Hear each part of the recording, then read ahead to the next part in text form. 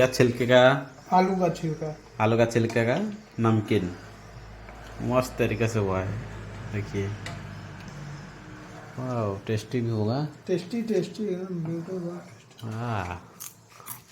वाह, वाह लाजवाब। समझ में नहीं। इसको क्या आलू का छिलका बोलते हैं? हाँ, आलू का छिलका। क्या बनेगा इसमें? नमकीन बनेगा। वाह, सो नाइस। देखो, छिलके भी वेस्ट होना नहीं चाहिए, छिलके में भी एक आइटम बन सकता है। हाँ। वाह, हम लोग तो ऐसे आलू छिलके के बाद फेंक देते हैं, किंतु इसमें आइटम भी होता है, पता नहीं था, पहली बार देखो था हूँ मैं। अभी बंद कर ले कुछ बात, कुछ मिनट बाद। वाह, थैंक यू। 2 मिनट में हो जाएगा ना? हाँ। वाह, मैगी जैसा आया। नमकीन बनेगा पहली बार, देखो कैसा है, बनता है टेस्टी।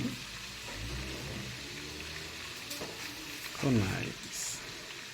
चूल्हा भी गंदा गंदा हो रहा है। चलेगा, ऐसा कुछ नहीं है, बाद में सफाई कर देने का। हमको नमकीन चाहिए, नमकीन बना।